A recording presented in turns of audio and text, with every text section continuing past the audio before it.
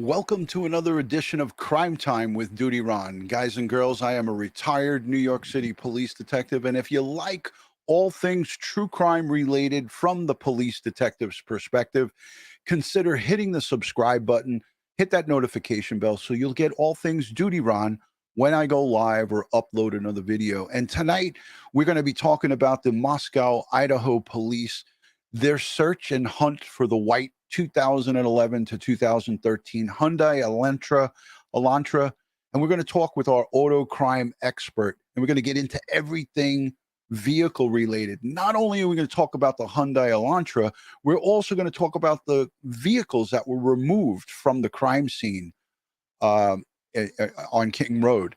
But before we get into that, I want to say a special thank you to you, the live viewing audience, the subscribers, the replay viewers, the folks who become channel members, Patreon supporters. We love and respect each and every one of you. And I give thanks and praise to you, our live audience, for always engaging with myself, Ed Wallace, and our esteemed guests. All of the guests that we bring on are professionals from the crime community, folks like ourselves who have walked the walk and talked the talk.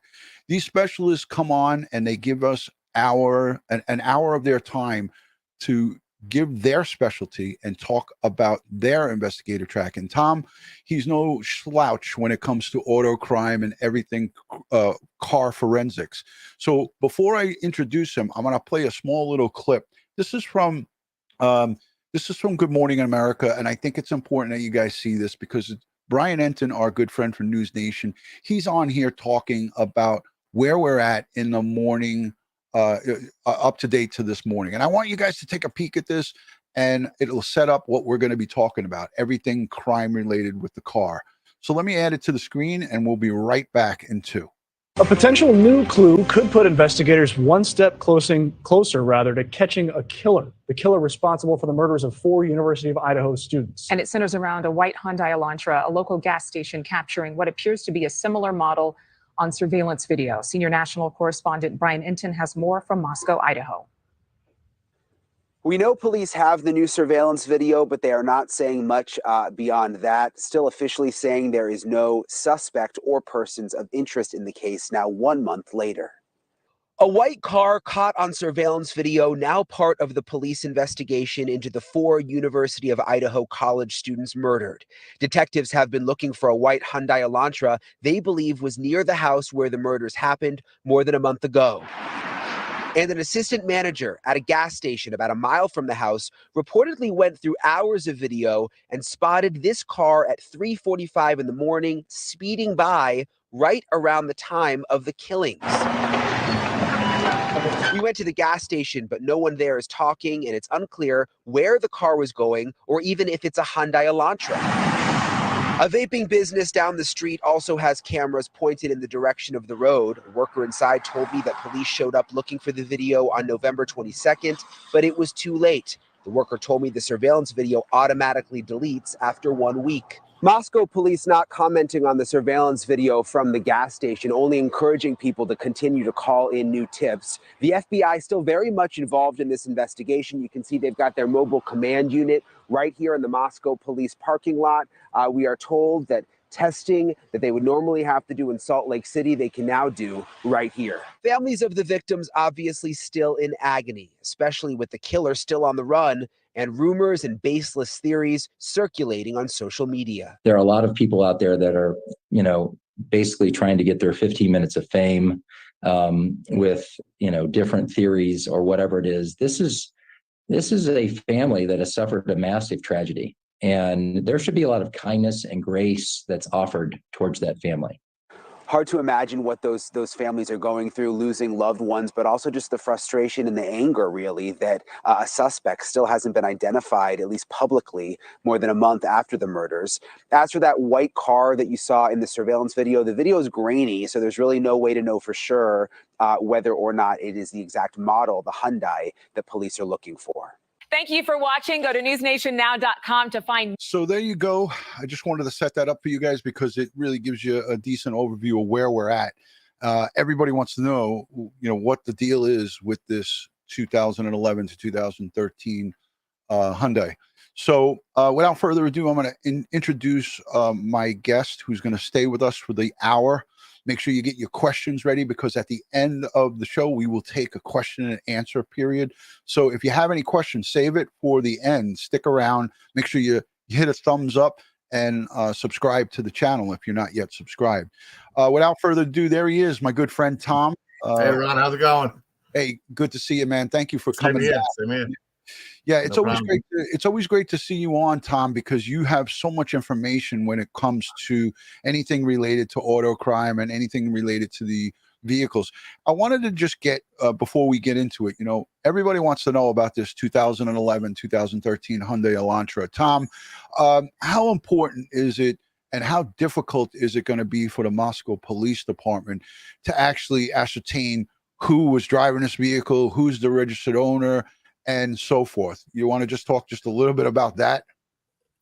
First, you have to identify the vehicle. I mean, you have to have a license plate. Just because it's a, 2011 to 2013 Elantra, there's still a lot of work to get around and who the actual suspect is driving that vehicle at that location at that time. And then they might not even have anything to do with the case. It might just be a coincidence that they were there. So there's a lot more to, hey, listen, we have a possible suspect's car. There's a lot to look into, but cars are good. One of my previous times I was here, a motor vehicle is used 75% of the time in crime. So, the motto is everything starts with a vehicle. So, Right. This could be the link. This could be the key. And so many cases that I've done, the car has been the link to the case. And I want to emphasize that again, because we don't hear a lot of these talking heads that are going on to all the news channels, all the Newsnation and ABC News and some of the things that we just listened to. You never hear anybody mention that 75% of these crimes involve a motor vehicle.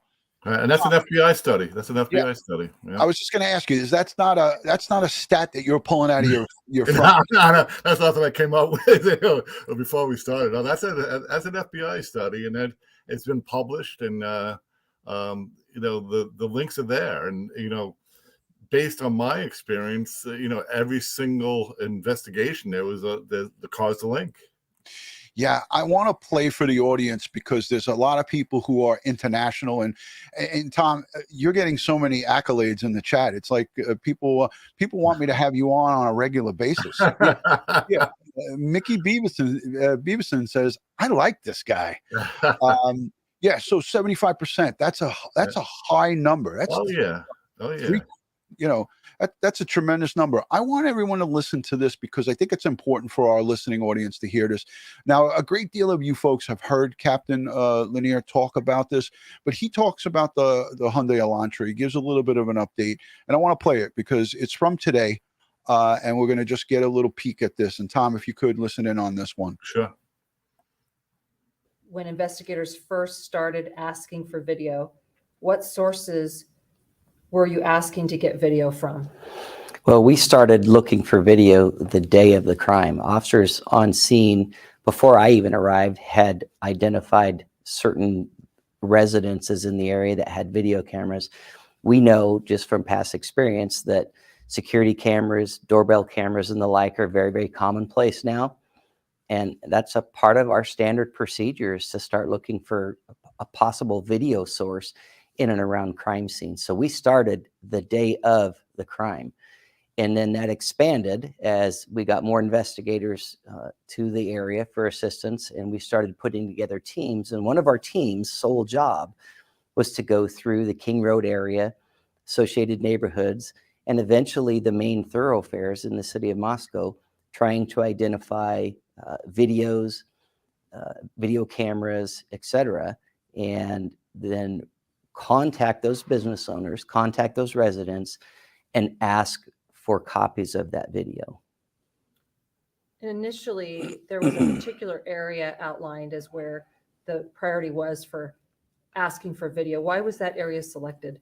Well, that area was selected because essentially it surrounds the King Road area, and we know that people typically have to travel to and from. We weren't trying to pigeonhole our investigation into the suspect lives in the area. We wanted to make sure that we covered all the bases. And so as we began to gather more information, we began to expand our search area. You may recall from the second press conference that we specifically put out a plea to the public for any video in the King Road area, and then we gave a defined area, and we put that area on our website as well, asking residents, hey, if you have video or if your neighbor has video, let us know so we can get a copy of that. We understand that video has a finite life, and sometimes systems will start recording over themselves. So we started that process very, very early in the investigation. Why ask the public for additional help with this white car? Well, through our tips, through our leads, some of the evidence that came in, we start to identify patterns. And like we said earlier, we are confident that the occupant or occupants of that vehicle have information that's critical to this investigation. We also understand that even though there's sometimes a fascination with a particular case, some people simply don't see the news and may not know that we're looking for it. So if we get the word out there, hey, maybe your neighbor has one in the garage that they don't drive very often. Maybe there's one that's just not on the registration database. Let us know. So far, we have a list of approximately 22,000 registered white Hyundai Elantras that fit into our criteria that we're sorting through. That's an awful lot of information, but it may not be all of them. So the public can help us with that. Tom, an astronomical number of vehicles. He said 22,000 for those of you in the back room, registered vehicles. But there is a process that you could go through to weed that number out. Hey, I wanted to ask you, how important is this to, if the police had this information, let's just say this, let's say, okay, the murder happened on the morning of November 13th in the early morning hours. If they got information about this white Hyundai Elantra on the 15th of November, would they wait to put it out? Like, because a lot of people in the chat right now are saying, why are we waiting 4 weeks? Or, well, actually it was 3 weeks. They put it out 7 days ago or so. Why would they wait that long to put it out? Or do you feel that there's probably a chance that they just developed this information from video and so forth and put it out? Because it would, I would think in my own mind, if I had that info and we wanted that early on, we would put that out right away. Right, Tom? See, I first of all, I'm not part of the investigation. I'm just, speculating what they're thinking. Right. Whether they had that vehicle as a suspect's vehicle the first day and didn't put it out, like you said, for a while, Yeah. there's probably a reason behind that. And once again, you don't want to scare away anybody. Hey, listen, we're looking for this white. Oh no, now they got me. They know what kind of car I'm driving. Now let me get rid of it, the evidence. So there's something going on with that investigative part of the motor vehicle. And like I said, there was in the previous video, the gas station owner was the guy who found the actual video of the car going by. So, that wasn't a police video. So they're waiting to get more and more information on this vehicle to make the link. I think they have based on what he's saying, they have a pretty good start. What I like with what he said was, we have a team. And if you know what's going on lately with these cameras, there's speeding cameras, there's toll cameras, there's red light cameras, there's cameras all over the place, and they have become invaluable. So a lot of departments do have teams, and when a serious crime occurs, they go out there looking for this stuff. So they formed a team to do this, and whether it's coming from the public or from a municipality, the videos are going to play an important part. Notice one thing I'm curious about is they don't show you the whole video of the car driving by. They just show you one side of it. They don't show anything. They just showed a still picture. And Yeah. I wanted to clarify for the audience. Yes, it was the overnight manager. It was a female who was she, as she said in her interview with the press, that she was bored and she decided to go through hours worth of video, and she was able to ascertain that at 3:45 a.m. on the night of this crime, and the crime is alleged to have happened between 3 and 4 a.m. At 3:45, this vehicle went by. I do believe that the police department put out that they have, or it's out there that they have additional video that drew their attention some 7 days ago to this white Hyundai. Because if you were paying close attention, folks in the chat, you're paying close attention to this case. About 7, maybe 8 days ago, the Moscow Police Department put out about the white 2011, 2013 Hyundai Elantra, and that's when the firestorm happened. Just recently, we had the gas station overnight assistant manager. She, thank God, she was smart enough to go through this footage and ascertain that this may be potentially a car. And by looking at that, it was very hard for me to determine whether it in fact was an Elantra or maybe something similar. But I know that the FBI and some of these really high-tech video folks, I think we would use our Taru unit, right, to do this. Yeah. They can take that grainy video or grainy, because a lot of times these businesses, they're looking to cut corners. They're not looking to spend a lot of money on cameras. Right. They just want to have the cameras for safety reasons and for liability. And I think what can happen is the FBI in Quantico, or in their Salt Lake office, can take this video footage and enhance it. And it's amazing. I mean, you've seen probably more of this than I have. What can they do with stuff like that, Tom? Can you bring up the car, both cars on, do a comparison? Because that's what I do. I do a comparison.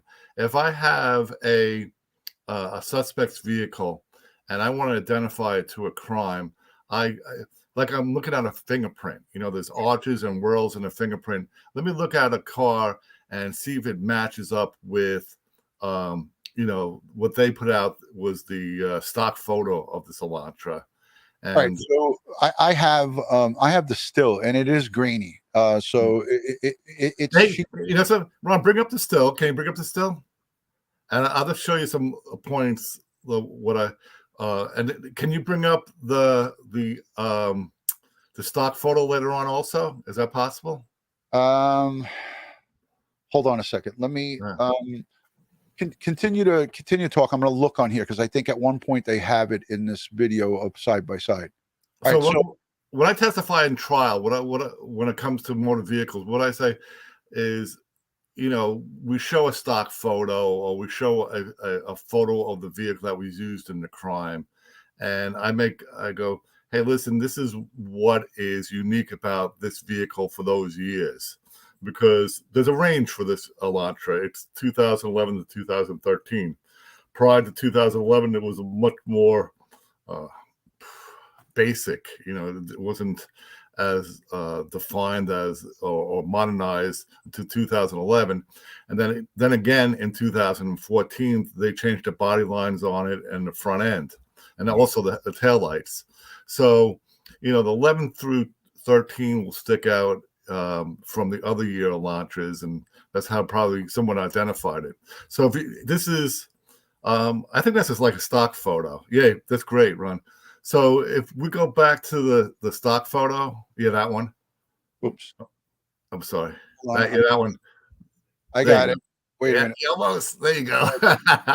So so what I do is I look at it, and you see it has a unique shape. That like the rear end of it is very short, and then you see the rear taillight.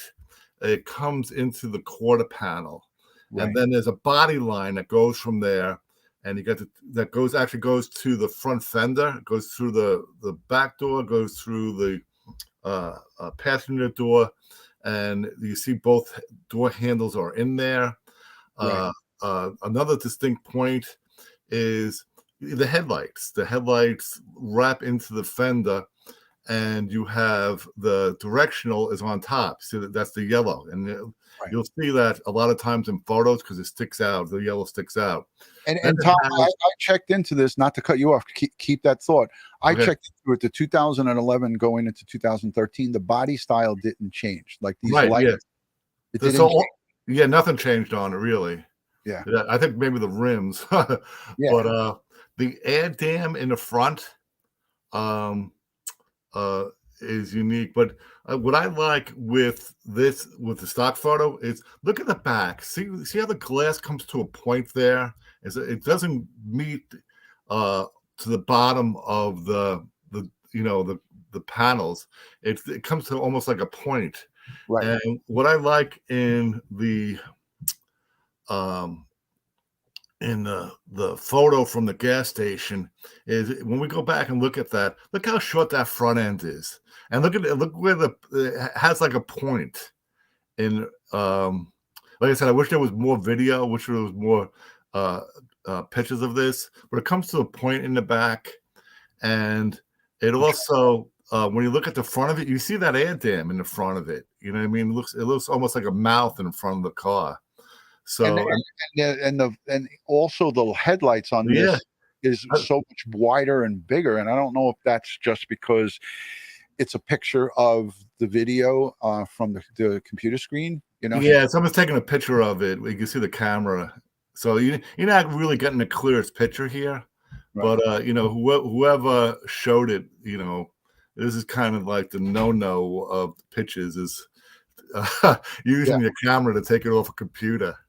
Right. So the feds who are going to have this they're going to have the enhanced whatever is they're probably I'll tell you, they're probably going to take the actual player, and use that player because that's where you're going to get the clearer picture from, and they're going to be able to enhance that greatly.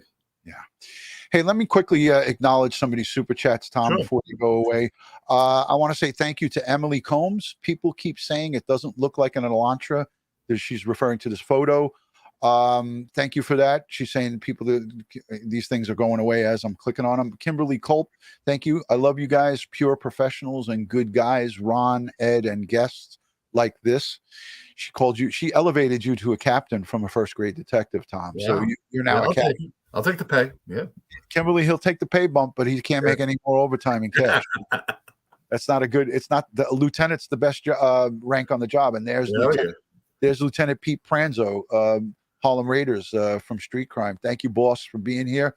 And thank you for your service. And let Richella know that we received your Christmas card today. Thank you, guys. Richella and Pete sent a beautiful Christmas card right to my house. They're one of the few who have my home address. Thank you, guys, for the wonderful Christmas love. So let's put it back up. Some of the super chats went away, but I wanted to try to acknowledge them and say thank you to you guys. Again, at the end of this, 15 minutes towards the end, we're going to take for 15 minutes some questions from the audience. But yeah, looking at the headlights, and this is a grainy photo, and also looking at this back area, the back quarter looks nothing like the stock photo that they shared with us. I mean, if you look at that back quarter, but you know what I like about the back quarter? Look how short it is, though, and it's so short in that picture. It looks almost weird. You know what I mean? It looks like part of the car is. But once again, it depends on what you're looking at is an interpretation of what the camera is seeing. So it's not 100%. Right. It's very hard to tell. It's very hard to analyze this. This isn't even fair to do this, but we did have to take a look at it. And, like you said, Tom, we don't have access to the case file. Yeah. We don't know what they're working with, but at the end of the day, there's some footage as well that led them to this white vehicle. And I think it's an important thing. I wanted to just ask you too, early on in this investigation, Ed Wallace and I, crime scene unit, first grade detective as well, we saw crime scene investigators from the Idaho State Police, Tom, out in front of the house, and they were looking at some tire tracks. And I'm going to pull that up so we can look at that. I'm going to just play the clip from that. And then you and I are going to talk a little bit about that and how significant that could be as it ties into perhaps this white Hyundai Elantra. So let me add it to the screen, and I'll be right back. All right, welcome back, everybody. Breaking news in Idaho, where 4 college students were killed and still no answers. It is now day 6 since the horrific overnight attacks that left 4 universities. So this is early on. This is day 6, but I want you to see, the captain made mention that they notified right away the Idaho State Police and the crime scene folks in the crime lab, and they responded immediately. So this is day 6. Let's take a peek at what they're doing out on the scene. Of Idaho students dead in their off-campus home. While many details are remaining unclear, investigators have learned that a physical struggle took place before the murders happened, and that 2 additional roommates were in another part of the house that night. They're not believed to be involved in the crime. I want to bring in NBC's Gotti Schwartz, who's standing by for us in Moscow, Idaho. Gotti, talk to us. What do we know? What more are we learning today? Well, right now we're watching investigators outside of the home, and it appears as though they're taking pictures of some skid marks in front of the home. Now, okay, so that's where I wanted to stop it, but there's going to be a little bit more detail. You're actually going to see these tire tracks, and Ed and I broke this down in a previous video, and I'll link that down below in the description and one of the cards above us here.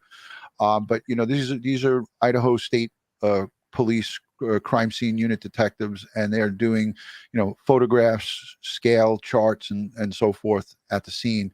And I wanted to just get your thoughts on it, but let's let the rest of this roll so you could see it a little bit better. Tommy, I see you got your spectacles on, so that's good. All right, here we go. There's a lot of people watching and a lot of wild speculation on this case. So let me just put some context to this. This right here, this is an area where police have been turning around. You've got traffic coming in and out. This is a road that's been open for a week here. And if we can pull back out, you can see that the crime scene tape has been extended over here. They've basically locked down this parking lot, which is where we're at. There's a student living situation behind us. So they're not letting any cars down here. And then they've taken this crime scene tape, which is for the house right here, and it used to drop. Tom, and we could see all the vehicles. There's the red Jeep Wrangler that you were referring Right. to, and there was the blue car, and there is also the Range Rover, and then this vehicle here, which was a white. I'm not sure exactly what it was. I think a Corolla. But they're going to focus back in on these tire tracks. So I'm going to let the rest of this play. It's just a couple of minutes. Off the driveway, and for now they've just kind of stretched it here, and they're taking pictures here in the road. Now, Yasmin, before we jump to conclusions, this could be just normal documentation, police showing skid marks that they may have left while they were turning around, or this could be something else. At this point, we don't know. Investigators have been extremely tight-lipped about this investigation, but we have seen over the last open for a week here. All right, I'm going to keep it here.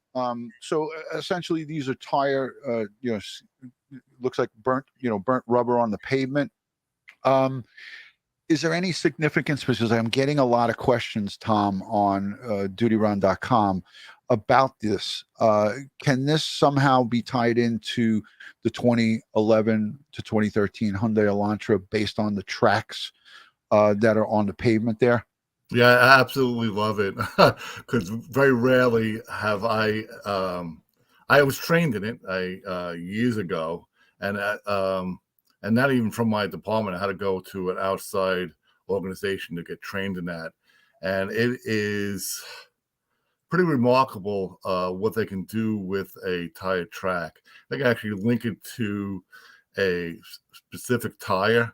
And then once they get the specific tire, link it to a vehicle. Hey, listen, these cars came equipped with this type of tire, and make a link with that. So I love it. I love it. Look at this question that came in, just as exactly what you're speaking about. Gordon Jackson sends in a $20 super chat, and she says, would law enforcement be able to determine the car from the tire marks on the street outside the crime scene? And that's exactly what we're looking at here. And how sure are they it's a Hyundai? That gas station footage looks like an Ultima standard East Coast criminal car with a smiley face. We appreciate that. Yeah. So Tom, you did get the training on this, and Ed Wallace, my co-host, he was on this, this is right up his alley. I mean, I love it. It's they're doing everything, and good for them. And that's they can even if there's rubber residue left behind, they can even find out the manufacturer through that. And there certainly was rubber residue. This wasn't a good depiction of what some of the other newscasters were covering, like we're right on top of it. Right. But yeah, it was a burnout. You could see it. It went in a curve and then straight down, a little bit for a distance. So it was quite a bit. It was quite a bit of statistical data that they'll have that will help in tying in eventually somewhere down the line. If we have something like this. Now, I wanted to ask you quickly too, because I had a couple of notes here.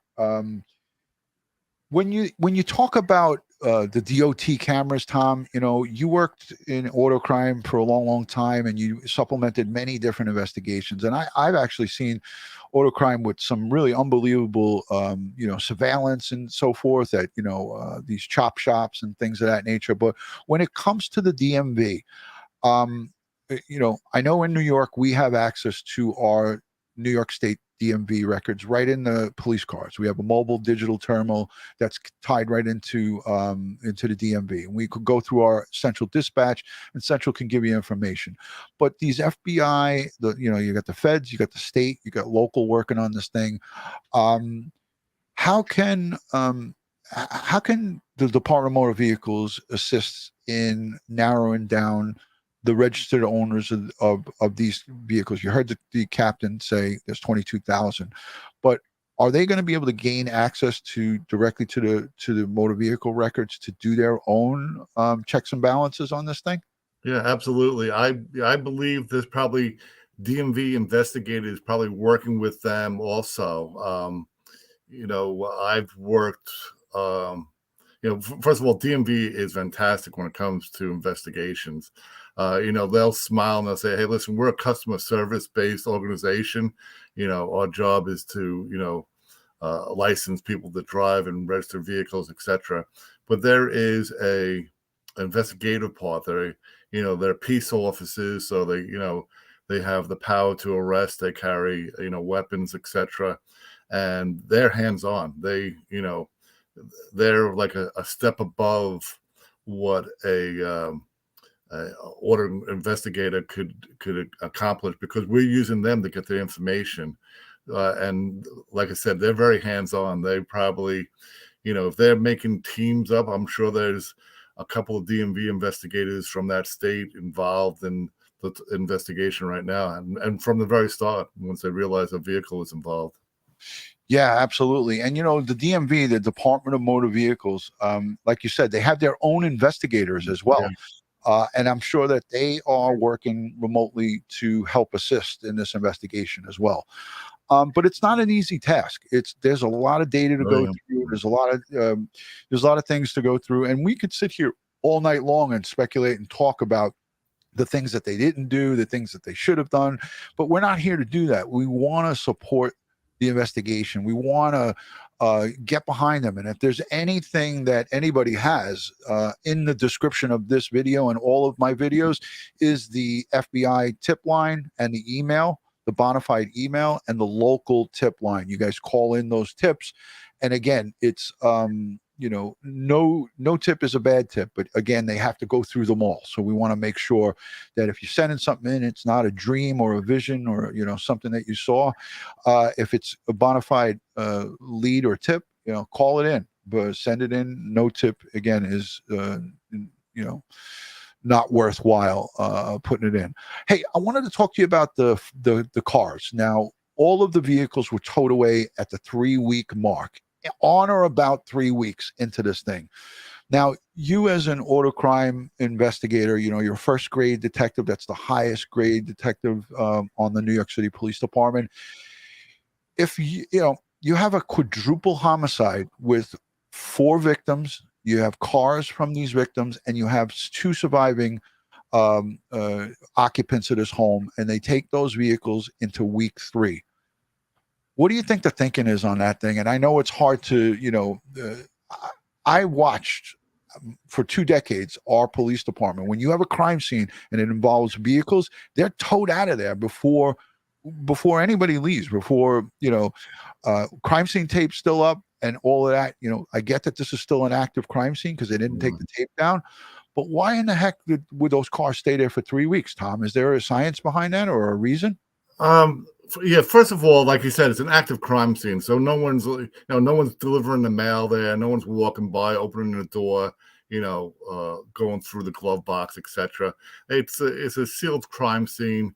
The vehicles obviously could belong to the victims, or they know who owns those vehicles. So leaving them there, I don't think it's a problem leaving them there. If they have the resources, like I said, it's an active crime scene, so somebody was there watching them. Right. One good point with leaving the vehicles there is if any of those vehicles are capable of downloading information. I think I talked about this on a previous. A lot of cars now, especially newer ones, will download your phone into the car's computer without you even knowing it. So some of these, and like I said, the couple are pretty new. If you open a door, if you turn the vehicle on, it would register in the vehicle. So to prevent that, you just don't touch it. So I have no problem with it. I actually think it's a good move to let it sit there for a little bit, and then take it someplace where they can conduct these computer downloads in a secure location. So, like a controlled environment with not right. And like I said, no one's touching them. So, and you're not getting additional input into the car's computer, meaning, hey, listen, I'm going to move it so we can get a better picture of the place and stuff like that. No, just don't touch it. When we're ready to do these downloads, we'll bring the cars in. So I have no problem with that. That's actually, I give them thumbs up on that. They got a lot of flack on it because the news just jumped all over them on that. You got to blame somebody. Right. Why didn't you take the cars out of there early? Everyone's loving your accent and they're asking, are you from Long Island? People are trying to figure you out, Tom. There's a bunch of detectives in the chat. Hey, I want to say hello to the live chatters, and you're listening to auto crime expert Tom from the NYPD, first grade detective. Good friend of Crime Time with DutyRon, and we are talking all things auto crime related as it pertains to the Moscow murders here. So I want to say thank you to everyone for joining here in the live chat. We're not closing the show up, but I want to say hello to everyone that's in the chat. Looks like a lot of people. Let's unpack it. Well, let's unpack this as saying that you're from Long Island. They're all people are laughing out loud. A couple of people say Brooklyn. Brooklyn. Were you insulted by the Long Island? No, not at all. Not at all. I sound like I have marbles in my mouth. He's a Brooklyn guy, for crying out loud. Come on now. Joey Brooklyn is in the chat. A whole bunch of great people joining in. And guys, if you're not yet subscribed, please consider hitting that subscribe button and ringing the bell. Greatly appreciated. I want to play this piece from Newsnation. This is when the cars were towed out of there, and let's take a listen into what they had to say. And this is just a short little piece, so we'll be right back. The search for the killer in a quadruple murder enters week 3. Police towed the victims' cars away from the house today to a secure location. And it comes as we're hearing new details from the prosecutor and police about this case. Senior national correspondent Brian Entin is in Moscow for us. So, Brian, what are you learning today? Yeah, a couple of new nuggets of information, Nicole. We just wrapped up an in-depth interview with the prosecutor and with police. We're going to get to that in a second. But you mentioned it, this crime scene active yet again, more than 2 weeks later. Take a look. Just within the last hour, tow trucks showed up here and started towing away the victims and the surviving roommates' cars. We are told that police made the decision to tow those cars out of here. They're taking them to a secure location where they can do further processing for evidence. Still not a lot of progress. Hey, Tom, I wanted to, as we're looking at this, just ask you, they put dollies on the front wheels and then they towed up the back. Usually we would like to see a flatbed Right. these things out of there, but when they dollied the front wheels, now nothing's spinning. So there's no harm or foul with doing it that way, right? No, not at all. It's like I said, you work with the tools you have at hand. Is a flatbed preferred? Yes, but this is fine. So let's take a listen into what Brian Entin's saying. See how they're putting the wheels, Yeah. dollies on the front so the wheels don't spin. Listen to what he told me a short time ago. Are there persons of interest and people that the investigators are looking at?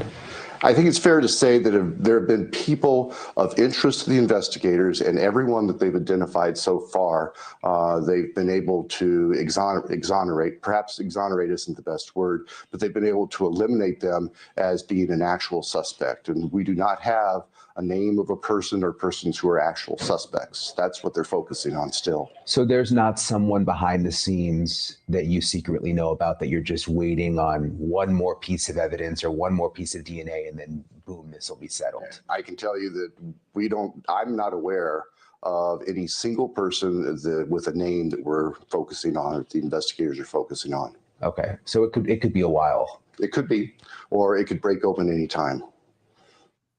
I took the branding off. That is obvious. I took the Christmas branding off because I didn't want anybody to accuse him of being Santa Claus. So that's why I took the branding off.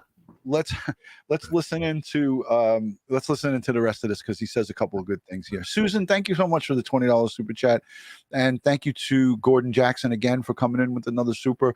We're going to be taking questions in a few minutes. Allie, thank you for the super chat. She says, I am from Long Island too. Thank you. Thank you for joining. And Susan RN says DutyRon for president. I don't know about that, but thank you. Thank you for that super chat.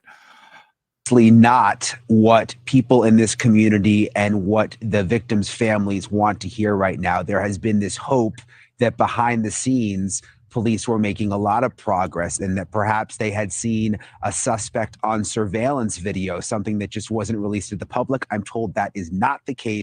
The prosecutor telling me they have no video of the suspect that he knows of. Okay, also coming up tomorrow, there's going to be this vigil for the victims here at the University of Are scared on Wednesday. Ask police about that. With the vigil Wednesday night, a lot of people are planning to go. All right. This isn't relevant to the car, so I'm gonna shut it off. Tom, again, we're gonna go into this question and answer period here, but before we do that, again, they talked about video, right? And they acknowledged that they had no videos of any suspects, but at that 3-week point, just a short time after this, is when they released the 2011 to 2013 Hyundai Elantra. Now, people sometimes get caught up in this thing and say, well, wait, they said they had nobody, but now these are fluid and active investigations. And as more information comes in and more interviews get conducted and they do the knocking of doors, going around knocking on doors, and there's so many arguments out there like, oh, they should have went to every home on that street immediately and then sent other detectives to all the businesses. We heard the captain say that that's what they did, but it's an overwhelming amount of information for a small police department. And then they have $1 million that was injected into this thing from the governor of the state of Idaho. And you have the Idaho State Police, who have many more resources than Moscow Police Department does.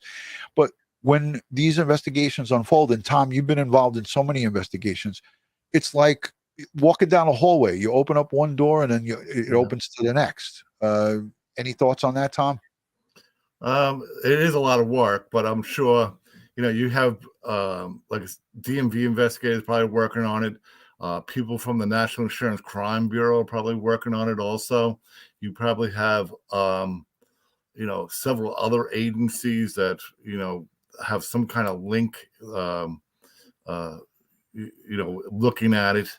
So, there is a lot of vehicles to look at this for this Elantra, but there's investigative ways to narrow it down. And then one thing you have to think of also is, hey, maybe the car's from out of state. So, it cannot even, it might not even pop up on the, on the the registration for that state. They might be, And it's great that you mentioned that because it borders 6 states, right? You got Washington, Oregon, Montana, Utah, Wyoming, and Nevada, and then you have Canada up in the northern border of Idaho. So there's so many possibilities here, and this is an overwhelming amount of investigatory investigatory details, and the numbers are astronomical, and they just keep coming in. What about the Department of Transportation, the DOT? What has been your, if you've had any, with the New York State Department of Transportation with the DOT cameras? How quickly do they give that information up? Is that stuff that you need to subpoena, or they're just like, hey, here, have at it? Yeah, I got a subpoena for everything this way. If it's just another way of, check and balances. I know that they would question me on, oh, how come you didn't get a subpoena or a warrant for this? So just a form of habit. I'm getting it, but they're good. Their cameras are, especially the red light cameras and license plate readers. These things are, read a license plate and with no, in the middle of the night with no other lighting around. So they use the ultraviolet lights and stuff like that because they want to get paid. So you can get some pretty good photos with them. But a lot of the stuff, especially license plate readers, you have immediate access to it. So there was a significant amount of DOT cameras in just Moscow. I looked at them today, and there was a tremendous amount of these cameras.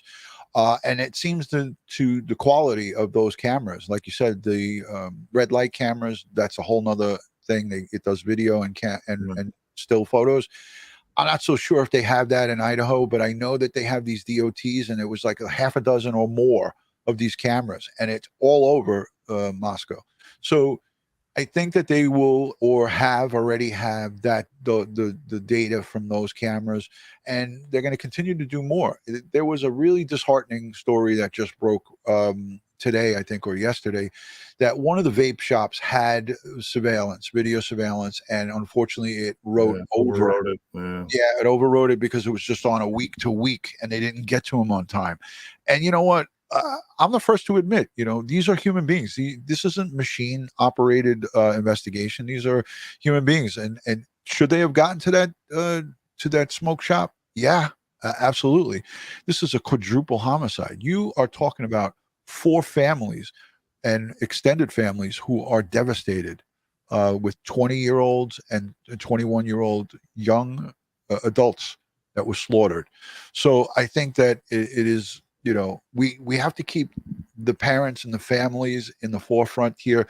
As we speak about these things, we speak about it respectfully. We never go into conspiracy theories and things of that nature. We need to let this investigation unfold naturally. And the way it's going to unfold naturally is by gumshoe work, knocking on the doors, going out, interviewing, re-interviewing. And then, when people talk about, oh, this one's been cleared, that one's been cleared. Tommy, you and I both know you could clear somebody one day, and then at the end of that day, you can bring them back in and throw them in the box. And now you got it. Now you got a collar. So this thing can break. And you heard the district attorney here, and I was just making a joke because we had the Christmas branding up at the top about the Santa Claus thing. So let's not, I see people were getting carried away with that, but this is for the Christmas holiday. And when it was over his head, people have referred to him as looking like Santa, and he's got a great beard. That's for sure. No doubt. But the bottom line is that this thing can break at any time. And in one little piece of the puzzle could be that deal breaker to where they can bring somebody in on this. I want to open it up, Tom, if you have anything else to talk about with the cars. You already told us cell data can sync to the vehicles, which could tell us where the girls or the guy has, where Ethan has been and the girls. When your Bluetooth comes on and it says, "Do you want to sync your data?" I always select no. What happens when you select? Why are you laughing at me, Tom? Yeah, because the car's lying to you. 'Cause it's going, it's The going to car is download lying it. to me. It's downloaded it anyway. It's you know what I mean. It's taking the information out of it. It might not take the whole thing, but it's still taking information out of it. So it certainly can be significant in this case. Those 4 or 6 cars that were towed out of that parking lot, the cars of these victims and the survivors, could be significant because it can give a footprint of who they communicated with Right. in the hours and days leading up to this horrific murder.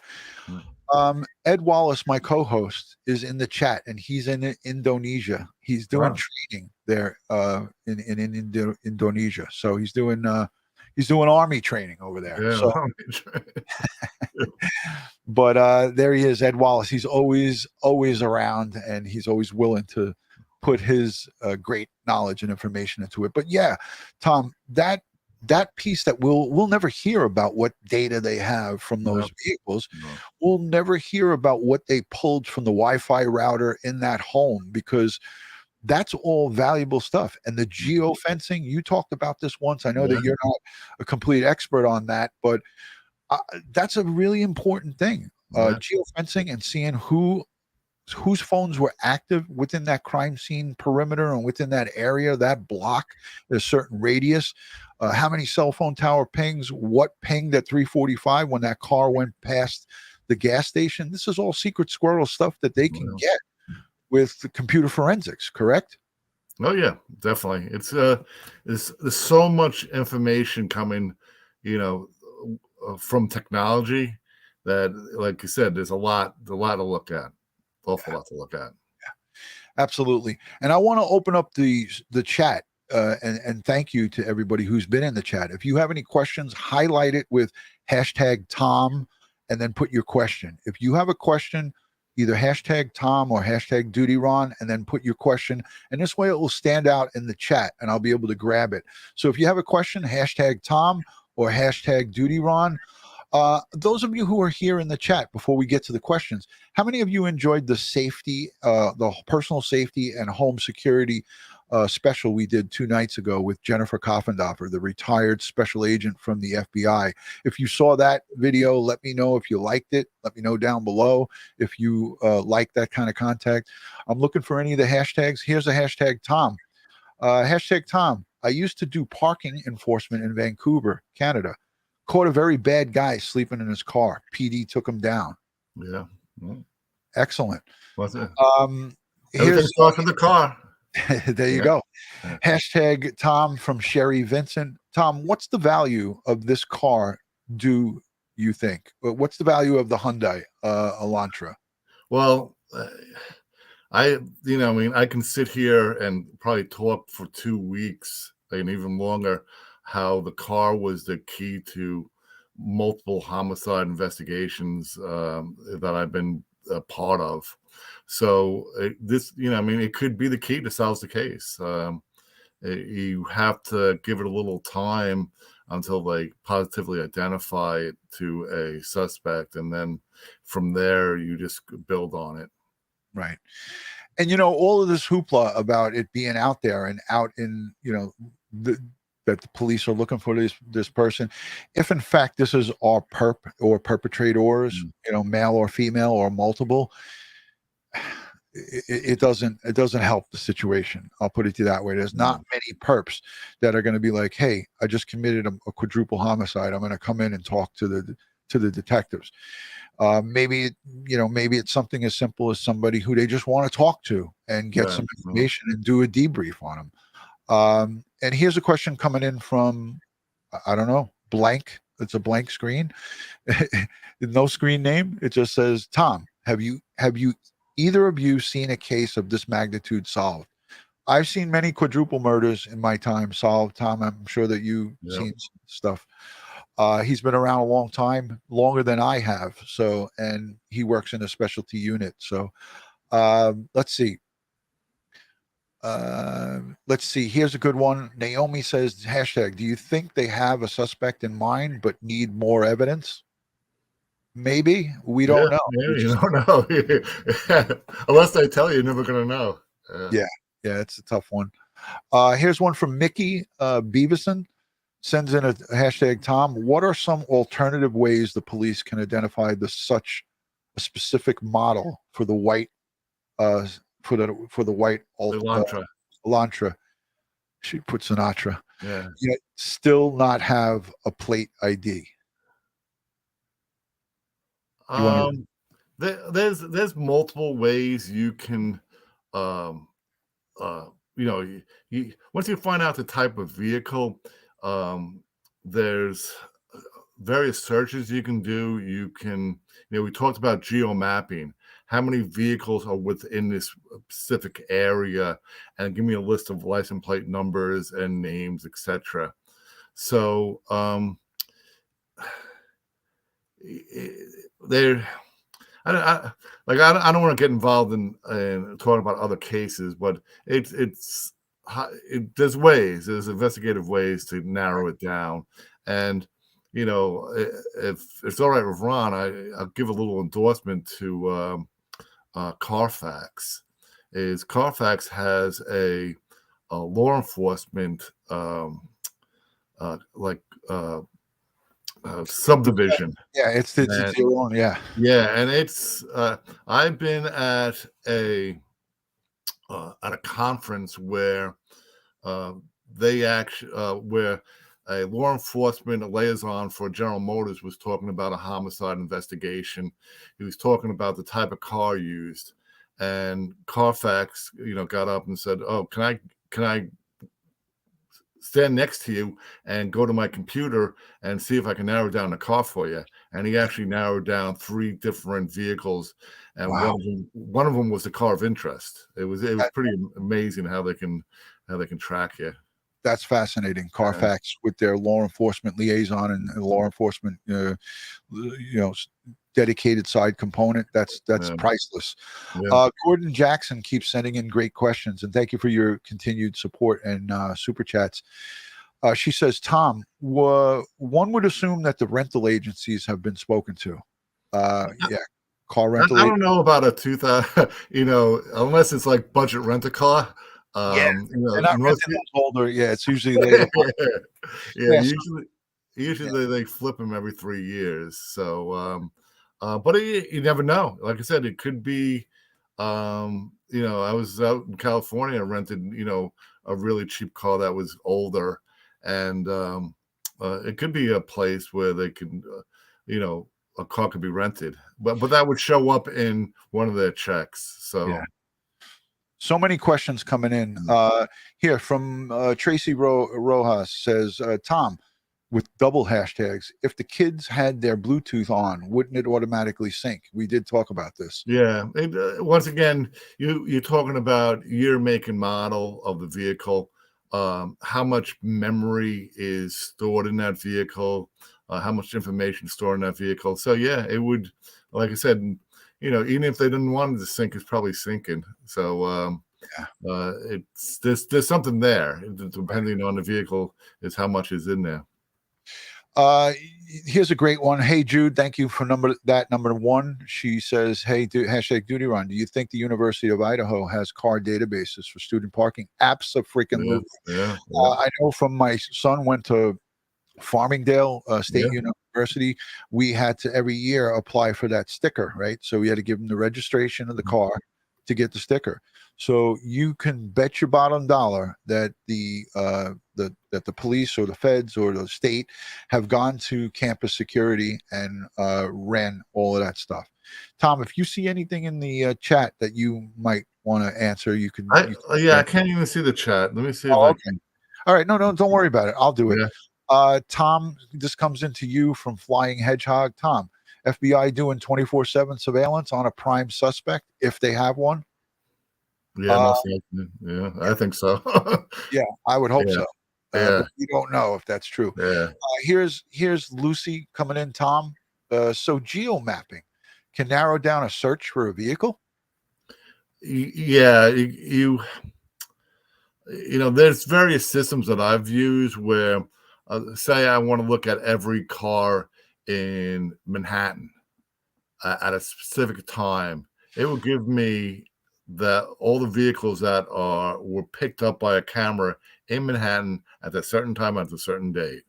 So once you identify a vehicle, then you can see how many times it gets picked up on a camera, from that time on, and you can form kind of like a geo map of where he's going. Hey, listen, a camera picked him up going over the Brooklyn Bridge, heading eastbound. So he's going into Brooklyn. Then another one picked him up on Broadway and Union Avenue. And, that's how we, you can figure it out. Absolutely. Here's another one that piggybacks off of this. This is to you, Tom. How often have crimes been solved from evidence found inside cars?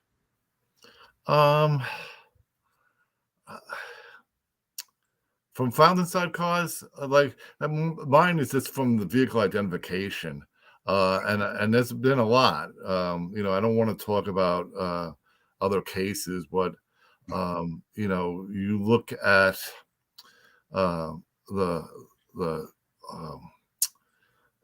attempted bombing in Times Square. That was actually a car case, believe it or not, and the suspect was identified through a VIN number. So I'm thinking that is something left in a car. But there has been people, let me tell you something, there's people that leave their wallet in the car after they steal it.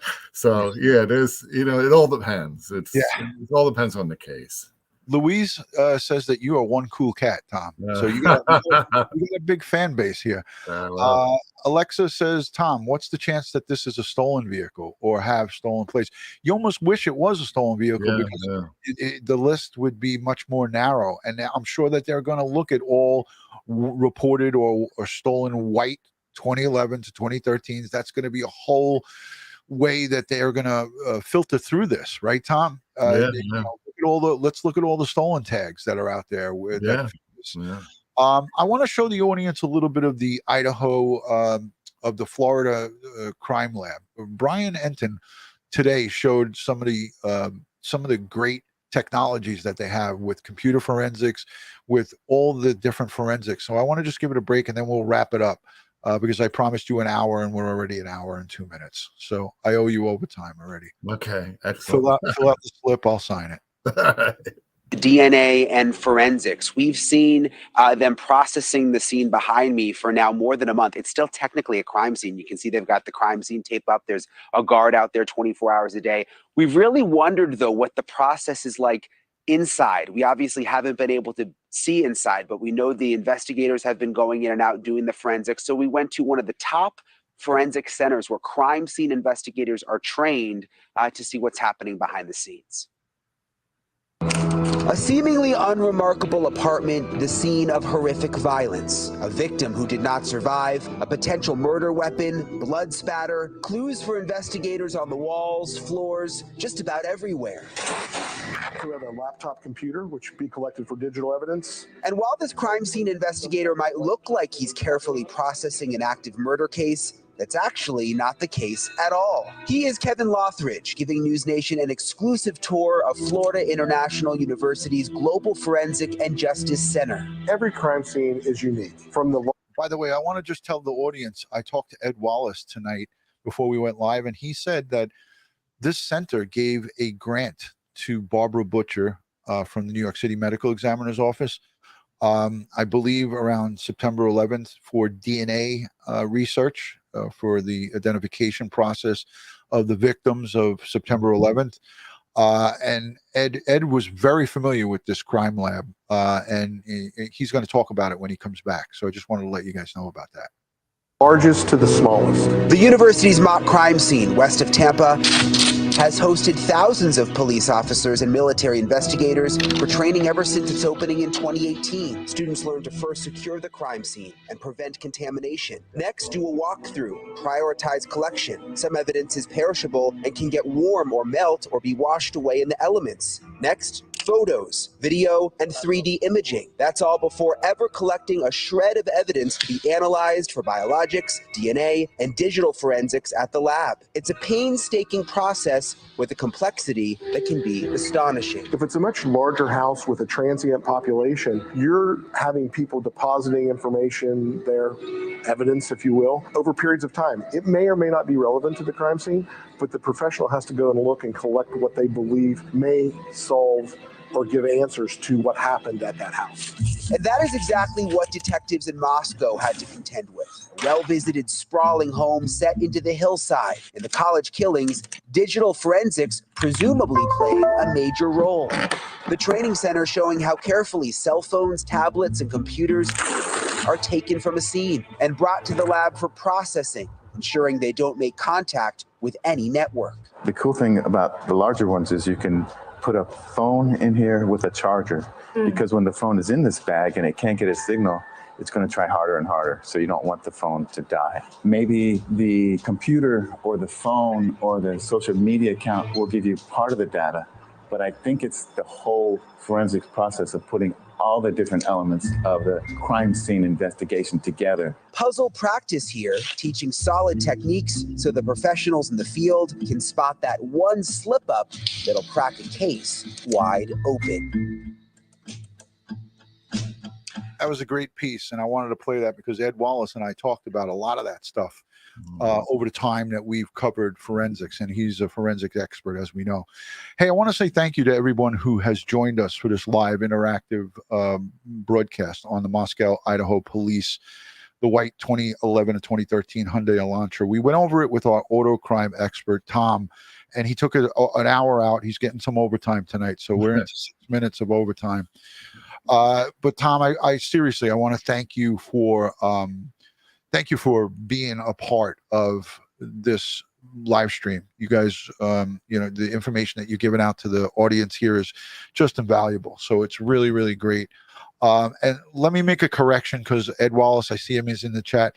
No, I said they received similar grants that Barbara and I received from the DOJ. So it wasn't grants sent for September 11th. Again, we're talking Indonesia to New York. I'm talking on WhatsApp. It's WhatsApp. It's cutting in and out. I'm getting bits and pieces. So yes, I messed that up.